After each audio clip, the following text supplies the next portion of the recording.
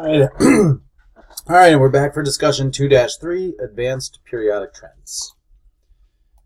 Alright, so the first thing I want to look at is some interesting patterns we see in ionization energy. So what we've got here is ionization energy data for the elements going across period 2. So we see it goes from lithium to neon, and just like we would expect, we see the ionization energy generally increasing. There are two notable exceptions here, though. One, between beryllium and boron, where we see the ionization actually decrease, and the other between nitrogen and oxygen, where we see the ionization energy also slightly decrease. Now, both of these exceptions can be explained with the electron configurations of these elements. So if we look at the discrepancy between beryllium and boron, we see that beryllium's outermost electrons are in the 2s sublevel, and that sublevel is completely full. And if we look over here at boron, we see that boron also has a full 2s sublevel, but it also has one electron in the 2p. Now, what we get is a slight increase in shielding from this full s sublevel, so this 1p electron is actually easier to remove, and so we'd see slightly decreased ionization energy. And if we look at the trend from nitrogen to oxygen, we see that nitrogen has 3 unpaired electrons in the 2p sublevel, whereas oxygen has one set of paired electrons. Now, once those electrons begin to pair up, the additional electrons being added increase the total amount of electron-electron repulsion, and so they're slightly easier to remove. So here are the reasons for that. The boron exception is caused by the addition of a p sublevel, which causes a slight increase in shielding. And the oxygen discrepancy is caused by electron-electron repulsion when the p electrons pair up. Alright, so second, third, ionization energies. So when we talked about ionization energy in IB Chem 1 and in the pre-Unit 2 podcast, we were actually talking about the first ionization energy. Excuse me. And the definition of first ionization energy is the amount of energy required to remove one electron from an atom in the gas phase, or the amount of energy required to remove 1 mole of electrons from 1 mole of atoms in the gas phase. So second, third, fourth, fifth, etc. ionization energies are just the amount of energy required to remove the second, third, fourth, fifth, etc. moles of electrons from a mole of atoms in the gas phase. And successive ionization energy data can actually be used to predict the group in a periodic table that an element will likely belong. So take a look at this problem, pause the video, and see if you can work out which group this particular atom belongs in.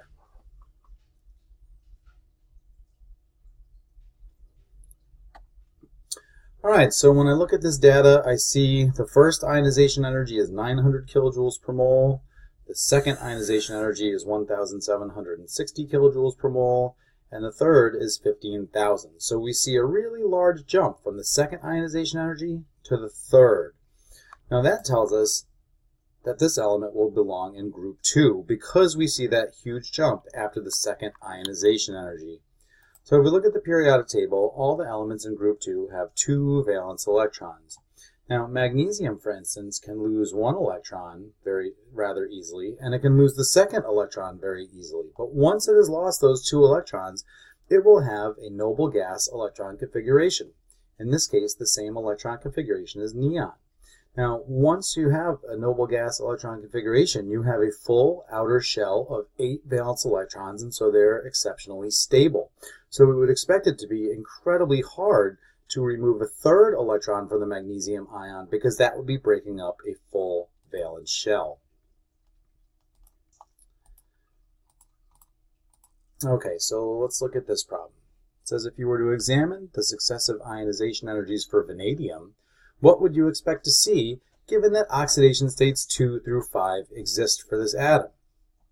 So for this example, we don't even really need the periodic table. If it tells us that an oxidation state of +5 is available, then we can infer that an oxidation state of +6 is not available. That means that after 5 electrons are lost, we should expect to see a huge jump after the 5th ionization energy. And this actually explains why transition metals can have multiple oxidation states, because each successive ionization energy represents a very small change in magnitude, and so an additional electron is not that difficult to remove until you get to that noble gas configuration. All right, so one more example. It says, which transition metal in period 4 is this? Justify your answer.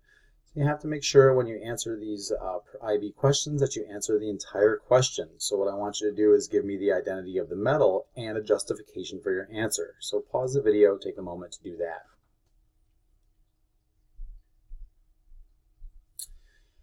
Okay, so as we look at the ionization energy data for the first, second, third, etc. ionization energies, we see slight increases in ionization energy all the way through the 7th ionization energy. Once we go from the 7th to the 8th ionization energy, we see a much larger jump in ionization energy.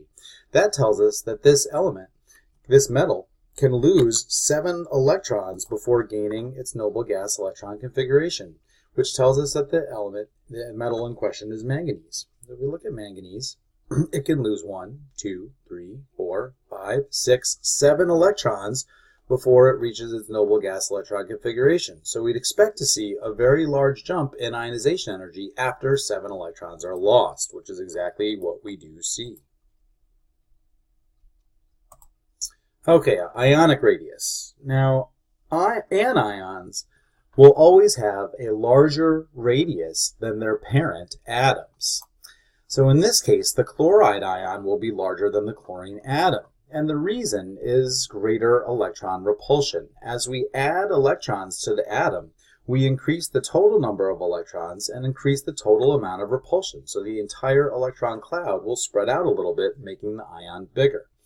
The trend for cations, is the exact opposite. So cations will always be smaller than their parent atoms. So in this case, the sodium ion, or the sodium atom, will be larger because it has one more occupied energy level. When you take that one electron away from sodium, you're removing an entire energy level, so the sodium ion will be much smaller. And next we have a definition, isoelectronic. Isoelectronic, the definition is just 2 different species, whether they be atoms or ions, that have the same number of valence electrons, thus the same electron configuration. So an example here would be the potassium ion and argon. So if we look at the periodic table, when potassium becomes an ion, it loses 1 electron. The potassium atom has 19 electrons, so the potassium ion has 18 electrons, just like argon. So in that case, argon and a potassium ion would be isoelectronic because they have the same electron configuration. And the next thing they like you to do is rank a series of atoms or ions in order of increasing radius.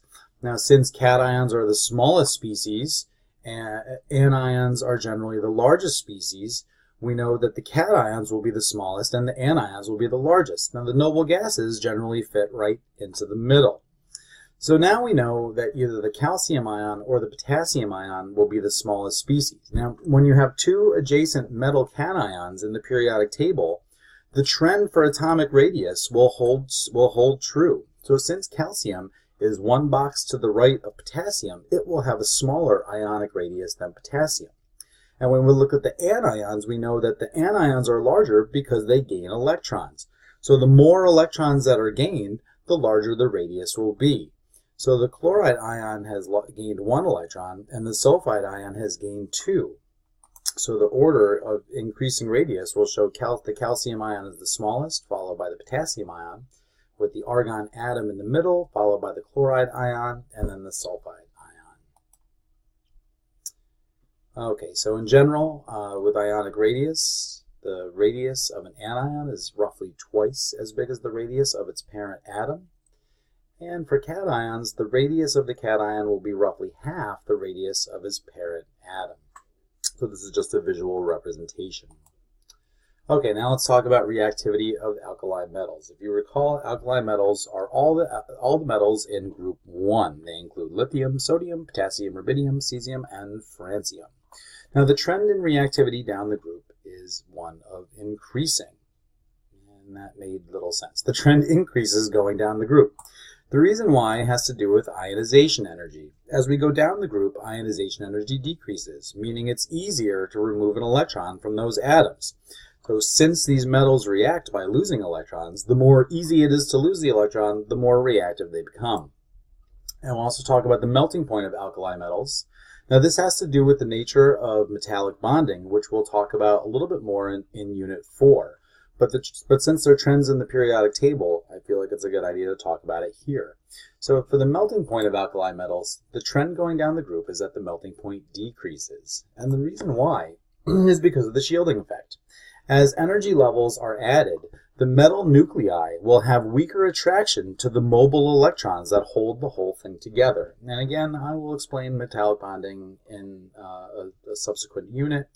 But for now, just know that the trend in melting point decreases going down the group for metals. Now let's talk about the reactivity of halogens. So the trend in reactivity of the halogens going down the group is that it decreases. And the reason why is because nonmetals, being the exact opposite of metals, actually react by gaining electrons. That means that electronegativity is more important in governing their reactivity. And since electronegativity decreases going down a group, the reactivity of the halogens will also decrease down the group. Now this time I want to talk a little bit about the activity series or the relative reactivity of the halogens. So first of all, when halogens are in ionic form in solution, in other words, halide ions, will create clear, colorless solutions, just like water. That's why when you take table salt, sodium chloride, and put it into water, it does not make any kind of color. But elemental halogens each have their own unique color. Fluorine and chlorine are greenish yellow gases. Bromine is a reddish-brown liquid, and iodine is a deep blue violet solution. Solid. You could also keep elemental iodine in solution as well.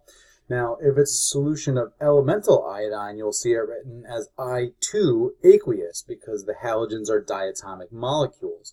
But if you have a solution of iodide ions, then the solution will be clear. So let's look at some reactions and determine if they will happen. Now, we talked about single replacement reactions in IB Chem 1, and we talked about how some of them will not occur. And we see here we have elemental fluorine reacting with bromide ions. Now, in the atomic world, the ionic form is a more stable form because the ions have 8 valence electrons, whereas the atoms do not. So fluorine and bromine both want to be ions. Now, bromine is already an ion, and the only way that fluorine is going to replace it is if it is more reactive. So take a moment, pause the video, and see whether you think a reaction would occur and what the products of the reaction would be. All right, so first of all, fluorine is more reactive than bromine, so we will indeed see a reaction. So fluorine atoms will replace bromide ions by becoming ions themselves. That should say aqueous. And that'll form bromine liquid. Now, when we perform that reaction, because we're forming elemental bromine, what we will expect to see, oh man, I just screwed that whole thing up. There we go. Is a clear solution becoming reddish or brown. All right, now let's look at this example. And we have liquid bromine reacting with fluoride ions. Now, since bromine is less reactive than fluorine, what we'd actually expect to see is no reaction. And so since elemental bromine is reddish-brown, we would expect to see the solution remain a reddish-brown color because no reaction occurs. Let's look at a couple more. Now we have elemental iodine in aqueous solution reacting with chloride ions. Now iodine is below chlorine in the periodic table, which means it's less reactive, so we would expect to see no reaction. And since elemental iodine in solution will produce a blue-violet solution, we will not expect to see a color change. Move my arrow there.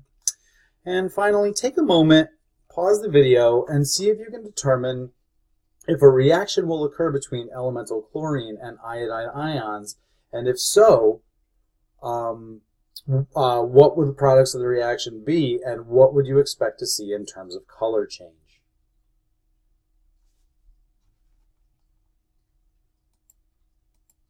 Okay, so there goes my arrow again. I gotta get used to this whole undoing thing. We would actually expect to see a reaction because elemental chlorine is more reactive than iodine. And so chlorine will become chloride ions, and we will see aqueous iodine being produced. Now that we see that it is diatomic, so the color change we would expect to see is a clear solution becoming blue as the iodine is produced. Okay. So let's also talk a little bit about the melting point of the halogens. The trend going down the group is that it increases. We can see this because fluorine and chlorine are gases, whereas bromine is a liquid, and iodine in its natural state is a solid. And the reason why is because of intermolecular forces. Now, we'll talk a little bit about this more in Unit 4, like I said, but intermolecular forces will increase as the total number of electrons in the atom increase. So as they have more and more electrons moving down the group, their melting point will also increase because the intermolecular forces are stronger. All right, so summing up, why are these trends different? The alkali metals become more reactive going down because of the trend in ionization energy, and halogens will become less reactive going down a group because of the trend in electronegativity. So a popular multiple choice question on IB tests is they'll give you several pairs of metals and nonmetals and ask you what would be the most reactive pair. So what we're looking here for is the nonmetal with the highest electronegativity and the metal with the lowest ionization energy, or the halogen that's highest in the table and the metal that's lowest in the table. And in this case, fluorine and potassium have the greatest difference, so they would be the most reactive pair. Okay, final trend, period 3 oxide compounds. What happens when the period 3 oxides react with water? So for this, you have to be able to write reactions for these oxide compounds reacting with water. And you have to know what the trend would be concerning their acidity or basicity. So let's look at them one at a time. When sodium oxide reacts, or when sodium oxide reacts with water, I'm sorry, that should say Na2O, reacts with water, we form sodium hydroxide, a basic solution. When magnesium oxide, and that should also say magnesium oxide, I'm sorry I screwed these slides up. When magnesium oxide reacts with water, we'll expect to find magnesium hydroxide. Now these relationships are still true, these reactions are real, but we're actually talking about the oxide compounds and not the elements themselves. Now when we look at tetraphosphorus decoxide reacting with water, we see that we form H3PO4. Now we know this is an acid because the compound formula starts with an H. That's actually called phosphoric acid. And when we react sulfur trioxide with water, we form sulfuric acid. And if we were to react elemental chlorine or a chlorine oxide compound with water, we would form hydrochloric acid. So the trend going across period 3 is that the solutions formed from those reactions will become more and more acidic as we go across the period. So sodium and magnesium make basic solutions. Aluminum, right in between magnesium and silicon, will make what are known as amphoteric solutions. That just basically means they could form an acidic or a basic solution, so they're essentially neutral. And then silicon, phosphorus, sulfur, and chlorine will all form acidic solution. And why does this matter environmentally? Well, sulfur dioxide and sulfur trioxide are produced by large-scale industrial processes. So what happens when they're going to react with water vapor in the air? Well, you guessed it. They're going to make acid rain. That is known as acid deposition. We'll talk about that more in Unit 8. But for now, all we need to know is that those sulfur oxide compounds will produce sulfuric or sulfurous acid when reacting with water. All right, and that is it for discussion 2-3 and Unit 2. If you have any questions about this discussion, please bring them to class for the review day.